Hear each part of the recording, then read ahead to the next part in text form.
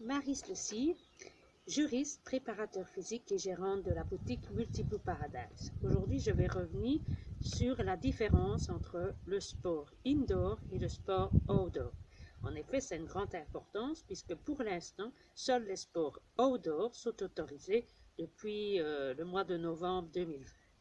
Alors, pour ça, on doit se référer à la définition donnée par l'ADEPS, c'est-à-dire une infrastructure indoor est une infrastructure qui dispose d'une couverture de toit qui soit rétractable ou permanente, ouverte aux quatre vents sur les quatre côtés, ou un stand disposant d'un toit ou non, rétractable ou non, protégeant ou délimitant l'emplacement d'un sportif lors d'une activité sportive. Voilà. Une fois que vous avez fait de la gymnastique intellectuelle pour comprendre ce que ça veut dire, en résumé, soit vous avez un toit et vous avez les quatre côtés des murs qui sont ouverts, soit vous avez quatre murs fermés et un toit qui est ouvert, qu'il soit rétractable ou non, et des murs rétractables ou non. Voilà. Après ça, vous saurez que quand vous êtes dans une infrastructure sportive, vous pouvez travailler à 4 maximum par groupe avec 10 mètres carrés par particulier.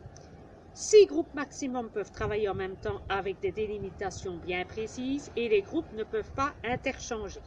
Il n'y a pas de spectateurs autorisés et tout se fait par réservation. Il n'y aura pas de douche, pas de vestiaire, chacun vient avec son propre matériel, sa propre nourriture, sa propre boisson. Seuls les WC restent accessibles. Si par contre on a recours à des lieux publics, on peut également utiliser un entraîneur qui ne pourra travailler qu'avec 3 personnes maximum et 3 personnes maximum avec toujours le même entraîneur. Il devra pratiquer à 1,50 m de ses élèves et 5 mètres s'il ne souhaite pas porter de masque. Voilà, maintenant vous savez ce qu'est la différence entre un sport outdoor contre l'indoor et qu'un sport outdoor ne se limite pas exclusivement à travailler dans des lieux publics, mais qu'il peut y avoir des infrastructures qui peuvent être considérées comme outdoor et qui peuvent être utilisées pour pratiquer des activités indoor avec de simples transformations parfois.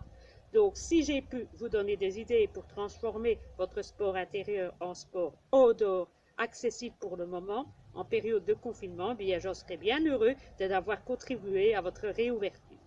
Je vous dis à bientôt, bon courage et j'espère vous avoir donné des idées pour trouver des solutions pour pratiquer nos sports intérieurs dans des infrastructures outdoor.